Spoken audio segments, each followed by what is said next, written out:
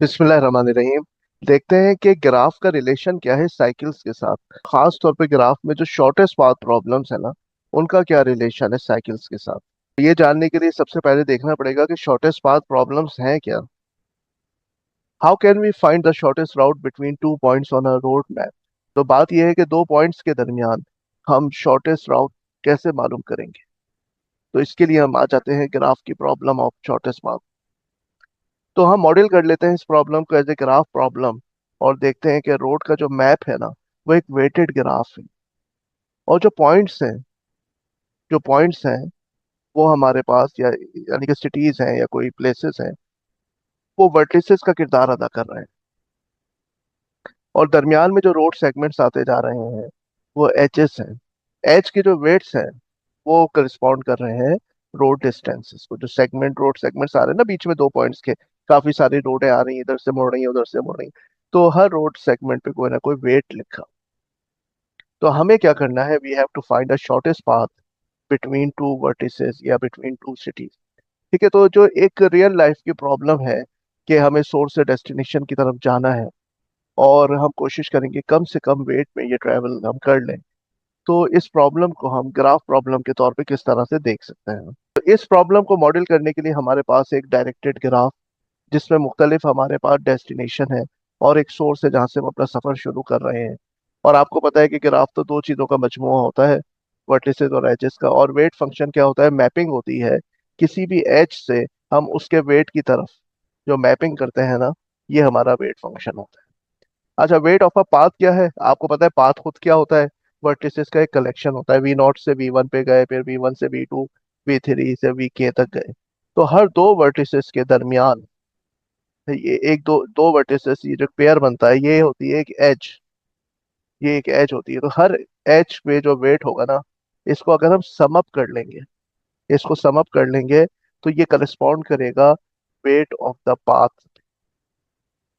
मिसाल के तौर पे हमारे पास ये वर्टेक्स है 0, और यहाँ से हम गए हैं V1 की जानिब, और V1 से हम गए हैं V2 की जानिब, और V2 से हम गए हैं V3 की जानिब।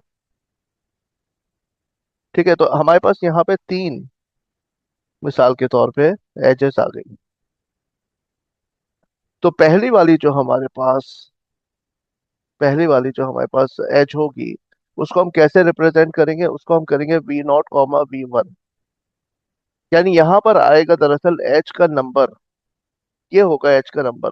तो अभी आप देखें, इसको हमने कहाँ से शुरू किया, I-1 से। I-1 का मतलब है जब I की वैल्यू 1 है तो 1 - 1 ये हो जाएगा 0। ये क्या हो जाएगा, 0। और VI हो जाएगा 1, तो V0 से V1 ये हमारा पहला सेगमेंट होगा। उसके बाद जब I2 हो जाएगा तो 2 - 1 ये हो जाएगा हमारा V1। ये V1 से V2, और तीसरा सेगमेंट हो जाएगा V2 से V3। तो आई की वैल्यू हमारे पास शुरू होगी 1 से लेके, और के यहाँ पे फॉर दिस पर्टिकुलर एग्जाम्पल के हमारा 3 हो जाएगा। तो ये आपको समझ में आ गया। अच्छा, अगर ये समझ में आ गया तो हम देखते हैं शॉर्टेस्ट पाथ वेट।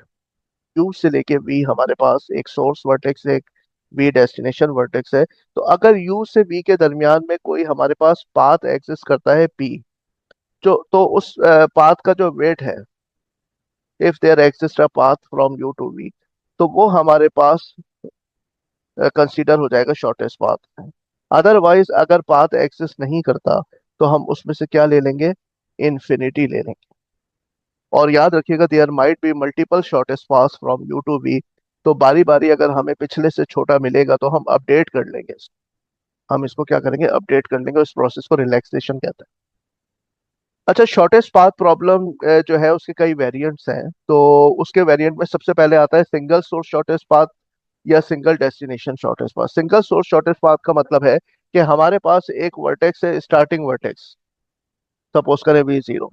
यहाँ से मुझे जाना है V5 पे, या मुझे जाना है V6 पे, या मुझे जाना है V9 पे, मिसाल के तौर पे। तो ये एक सिंगल सोर्स है, और मुझे मुख्तलिफ लोकेशंस का शॉर्टेस्ट पाथ चाहिए। एक होता है सिंगल डेस्टिनेशन शॉर्टेस्ट पाथ, यानी डेस्टिनेशन मेरे पास एक है जिस पे मुझे पहुंचना है, जिस पे मुझे पहुंचना है वो डेस्टिनेशन एक है, स्टार्टिंग फ्रॉम V5 मुझे यहाँ तक पहुंचना है। सपोज करें V6 से मैं देखना चाहता हूँ कि यहाँ तक पहुंचने का मेरे पास क्या रास्ता हो सकता है। इसी तरह से V9 से यहाँ तक पहुंचने का क्या मिनिमम रास्ता हो सकता है। ठीक है, तो हम क्या करेंगे कि जनाब सिर्फ इसमें एजेस को उलट देंगे। एजेस को उलट देंगे तो V0 V5 से एक एज जा रही है V0 की तरफ, तो हम कर देंगे V0 से V5। और इसी तरह V0 से जो एजेस V6 की तरफ जा रही है वो सबको पलट देंगे और V9 को पलट देंगे। तो बिल्कुल ये पिक्चर जो है आपको जब इसकी एजेस को आप उल्टेंगे ना तो यही तस्वीर आ जाएगी। तो सिंगल डेस्टिनेशन शॉर्टेस्ट पाथ जो है, this problem can be easily converted to single source shortest path problem by reversing the direction of each edge. By reversing the direction of each. Find the shortest path to a given destination vertex T from each vertex V. हमें हर vertex V से T destination तक का shortest path चाहिए, single destination हो गया। इसमें हम अगर एजेस की डायरेक्शन को उलट दें और फिर सॉल्व कर लें तो वो बिल्कुल सिंगल सोर्स शॉर्टेस्ट पाथ हो गया। तो आपने देखा कि सिंगल सोर्स और सिंगल डेस्टिनेशन एक ही किस्म की प्रॉब्लम है। एक प्रॉब्लम सॉल्व हो जाएगी तो दूसरी उसको रिवर्स करके सॉल्व हो जाएगी। अच्छा, और एक है थोड़ा आसान सा version, single pair shortest path. आपको एक यू सोर्स दे दिया है, एक डेस्टिनेशन वी दे दिया है और आपसे कहा है भाई इसके दरमियान में इस ग्राफ में शॉर्टेस्ट पाथ फाइंड आउट करो।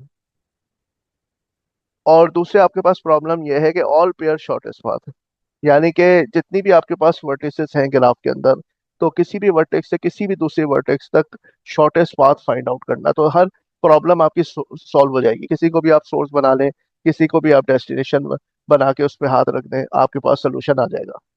ठीक है, तो इस सिलसिले की कड़ी है फ्लॉयड मार्शल एल्गोरिथम। और जो डिक्स्ट्रा और बेलमैन फोर्ड है वो पहली कैटेगरी में आते हैं, सिंगल पेयर शॉर्टेस्ट पाथ। अब जनाब हम ये देखते हैं कि नेगेटिव वेट एजेस होती क्या हैं और जनाब नेगेटिव साइकिल्स क्या होंगी, फिर पॉजिटिव साइकिल, वो तो आगे डिस्कशन आएगा। सबसे पहले बात करते हैं नेगेटिव वेट एजेस की। तो जैसे आप यहाँ पर ग्राफ में देख रहे हैं कि ए और बी के दरमियान जो दो वर्टिसेस है हमारी, हाँ ये ए और बी, इसके दरमियान में क्या लिखा है -4। और ये जो -4 है ये क्या है, ये निगेटिव वेट है उस एज पर जो ए से बी की तरफ जा रही है। तो निगेटिव वेट एजेस जो है में form negative weight cycles. Negative weight edges जो है ये निगेटिव वेट साइकिल बना सकती हैं। और निगेटिव वेट साइकिल क्या खतरनाक सी चीज़ है, ये अगली स्लाइड्स में डिस्कशन आ रहा है कि ये किस तरह से जहर कातिल साबित होती हैं शॉर्टेस्ट पाथ प्रॉब्लम के लिए। ये आगे डिस्कस करेंगे। बहरहाल इसने कोई इशारा दिया है कि कोई खतरनाक सी चीज़ का बायस बन सकती है ये। ठीक है ना। तो जैसे कहते हैं ना कि भाई खांसी आ रही है तो ये जो खांसी यूं मुतवातिर इतने महीने से चल रही है, दमे का बायस बन सकती है, खतरनाक सी टीबी वगैरह का बायस बन सकती है।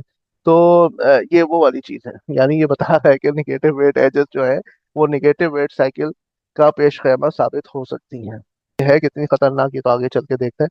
बहरहाल if such cycles are reachable from the source then shortest path is not properly defined. इसने बता दिया, इसने बता दिया कि भाई अगर निगेटिव वेट एजेस कॉज करें निगेटिव साइकिल्स को तो बस फिर हाथ धो लो शॉर्टेस्ट पाथ से। कह रहा है कि if such cycles are reachable from the source, कौन सी साइकिल्स, नेगेटिव वेट साइकिल्स, अगर ये मौजूद हैं आपके पास ग्राफ में और आप सोर्स से वो तक पहुंच भी सकते हैं उन नेगेटिव वेट साइकिल्स तक, तो फिर तो आप शॉर्टेस्ट पाथ का सोचे ही ना। देन शॉर्टेस्ट पाथ, ये जो स्मॉल डेल्टा है इसका मतलब है शॉर्टेस्ट पाथ। डेल्टा जो है ये है shortest path, then it is not properly defined. Keeping going around the cycle and get the weight of from the source to the destination as minus infinity for all vertices on the cycle. फिर होगा ये कि कि आपके पास जो weight होगा ना starting from the source to vertex V, वो माइनस इन्फिनिटी हो सकता है क्योंकि जब तक वो साइकिल चलती रहेगी तो अगली वैल्यू पिछली से कम होती रहेगी और बात माइनस इन्फिनिटी तक पहुंचेगी। और माइनस इन्फिनिटी तो अनडिफाइंड है ना। हम ये तो नहीं कह सकते कि माइनस इन्फिनिटी इस पोजीशन पे आके खत्म हो गया, तो वो तो खत्म ही नहीं होता, तभी तो वो इन्फिनिटी है। नेगेटिव वेट एजेस क्या है जनाब आली?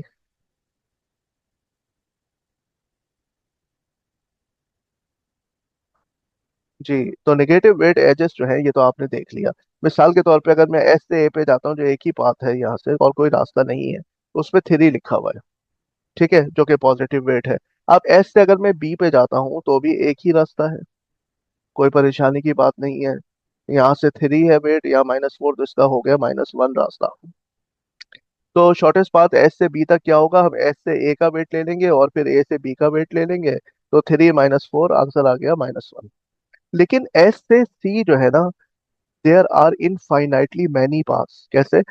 एस से मैं सी पे गया, फिर सी से डी पे गया और डी से वापस में आ गया सी पर। इस तरह मैं ऐसे चक्कर लगाता रहूंगा, तो मैं बारी बारी जो है, कई मेरे पास रास्ते बन जाएंगे। जैसे एक तो हो गया एस से सी डायरेक्ट, एक ये है कि मैं एस से सी पे गया, फिर डी पे गया, फिर वापस सी पे आ गया, एस से सी पे गया, फिर डी पे, फिर सी पर आ गया। इस तरह एक चक्कर मैंने और काटा, एस से सी, सी से डी और डी से फिर सी, फिर डी पे गया, फिर सी पे आया। एस से सी, सी से डी, डी से सी, फिर एक दफा डी और फिर सी। तो इस तरह बहुत से रास्ते बनते रहेंगे। लेकिन अब इसका क्या है, ये पॉजिटिव वेट साइकिल है या नेगेटिव है? तो आप देखेंगे ये जो एक साइकिल है ना, यानी ये सोर्स है, यहाँ पे गए और फिर यहाँ वापस आ गए सोर्स में, समझ गए? तो ये एक साइकिल है। तो इसका वेट क्या होगा, 6 - 3। इस साइकिल में दो एजेस हैं, 6 और -3। तो जब आपने इनको ऐड किया तो आंसर आया 3। तो ये है positive cycle, positive weight cycle है। तो 5 में अगर आप 3 प्लस करेंगे तो 8 बन जाएगा। तो आप कहेंगे भाई ये चक्कर लगाने की जरूरत नहीं है, अगर हर बार तुम ऐसे ही बिना वजह दुबई के चक्कर लगाते रहोगे तो कॉस्ट क्या होगी, बढ़ती चली जाएगी। तो ये कि सीधा सीधा तुम जहाँ जाना है डेस्टिनेशन वहां पहुंच जाओ, ठीक है। तो एस से आप डायरेक्ट सी पर आ गए। अगर आप एक चक्कर कहीं और लगा के आएंगे तो फिर चक्कर आ जाएंगे और ये वेट और बढ़ता चला जाएगा। तो इसका मतलब है कि ये जो पॉजिटिव वेट साइकिल है, ये शॉर्टेस्ट पाथ में कोई किरदार अदा नहीं कर रही, बल्कि परेशानी का सबब बन रही है। तो इनको आप अवॉइड कर सकते हैं। S C is shortest path with weight 5। ये डिसाइड हुआ कि यही शॉर्टेस्ट पाथ है, ये पॉजिटिव साइकिल से होकर आना कोई फायदेमंद नहीं है। अच्छा, अब हमारे पास ये वाला देख ले आप, ये वाला रास्ता एस से ई। तो एस से हम ई पे गए, इसके भी इनफाइनाइटली मैनी पाथ्स हैं। एक तो डायरेक्ट है एस से ई, जो कि 2 आ रहा है।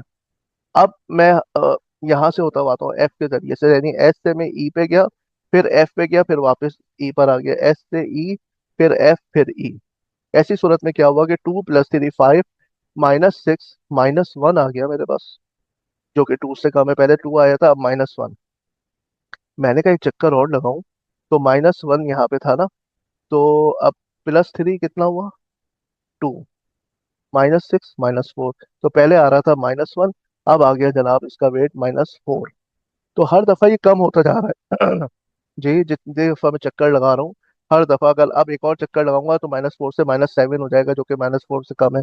फिर -7 से ये हो जाएगा -10, फिर -13। तो हर दफा वेट कम होता चला जा रहा है।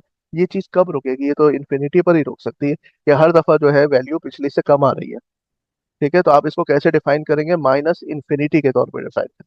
Can find path from s to e with arbitrarily large negative weights, no shortest path exist between s and e. तो एस से एफ जो है, ये एस से एफ क्या हो गया, अनडिफाइंड हो गया, -इन्फिनिटी हो गया। और इसी की वजह से एस से जो जी है ये भी -इन्फिनिटी हो गया, क्योंकि ये एक पाथ है जो आपको वैल्यू दे रहा है 3 है। ये एक पाथ है जो आपको मिसाल के तौर पे वैल्यू दे रहा है 11 + 8 19। और ये वाला जो पाथ है ये तो इन दोनों से कम ही दे रहा होगा, क्योंकि ये तो आपके पास रुक ही नहीं रहा है, तो माइनस में वैल्यूज जा रही हैं। तो आप कहेंगे कि एस से लेकर जी तक का जो पाथ है ना, वो अनडिफाइंड हो गया, वो -इन्फिनिटी हो गया, क्योंकि ना वो इस पे डिपेंड कर रहा है ना इस पे, बल्कि यहाँ से कम वैल्यूज आ रही हैं। तो इसी की अगर कोई वैल्यू कम से कम होती तो हम यहाँ लिखते। लेकिन क्या हुआ है मसला, कि ये जो पाथ है ये तो -इन्फिनिटी पे जा रहा है, और इसका ये वाला जो हिस्सा है ये तो एस से रीचेबल ही नहीं है। H I J are not reachable from S. तो ये तो तीनों हो जाएंगे इन्फिनिटी, क्योंकि एस से शुरू करके इन तक तो हम पहुंच ही नहीं सकते, इनका कनेक्शन ही नहीं है। तो बाकी जो रह गए हैं यहाँ पे सूरत हाल जी तक, तो वो अनडिफाइंड हो गया। किस वजह से? क्योंकि जो साइकिल थी ना, 3 + -6, इन दोनों को जब आपने ऐड किया तो आंसर आया -3। ये कहलाती है negative weight cycle. Cycle has negative weight. वो साइकिल जिसका जिसका वेट निगेटिव हो, जैसे यहाँ आपने देखा 3 - 6 - 3, ये तो पॉजिटिव साइकिल थी, 6 - 3 +3 आंसर आ रहा, ये -3 आंसर आ रहा है, तो हर दफा चक्कर लगाने पे नेक्स्ट वैल्यू कम होती चली जा रही है। तो जनाब क्या नतीजा निकला? हो सकती है कोई फायदा है साइकिल्स का ग्राफ में? अगर साइकिल्स हो, अगर निगेटिव वेट साइकिल्स हो तो कोई फायदा नहीं है। शॉर्टेस्ट पाथ तो डिफाइन ही नहीं होगा भाई, shortest path is not well defined if you have negative weight cycle. Positive weight cycles का कोई फायदा है शॉर्टेस्ट पाथ में? नहीं। By removing the cycle we can get a shorter path. ऐसी तो साइकिल को खत्म करने में ही फायदा है, क्योंकि वो तो फिर वेट बढ़ा देती है। तो अच्छा यही है कि ऐसी साइकिल, पॉजिटिव वेट साइकिल ना हो तो अच्छा है। जीरो वेट साइकिल यानी एक जगह 3 लिखा है, एक जगह -3 लिखा है, तो उसका तो वैसे भी कोई फायदा नहीं है, क्योंकि जीरो आप किसी चीज में ऐड करें तो वही चीज जो पहले थी वही रहती है। तो no reason to use them, can remove them to obtain a path with same weight। ठीक है। तो ये हमें पता चल गया कि साइकिल्स जो है किसी तरह से भी फायदेमंद नहीं है शॉर्टेस्ट पाथ में, चाहे वो पॉजिटिव वेट साइकिल हो, उनको रिमूव करना ही बेहतर है। निगेटिव वेट साइकिल हो तो शॉर्टेस्ट पाथ आता ही नहीं है। अभी तक उसका कोई एल्गोरिथम नहीं है, क्योंकि वो तो फिर शॉर्टेस्ट पाथ अनडिफाइंड ही रहता है, -इंफिनिटी। और जीरो वेट तो फिर जीरो ही है, और उसका कोई यूजेज नहीं। ठीक है, थैंक यू वेरी मच।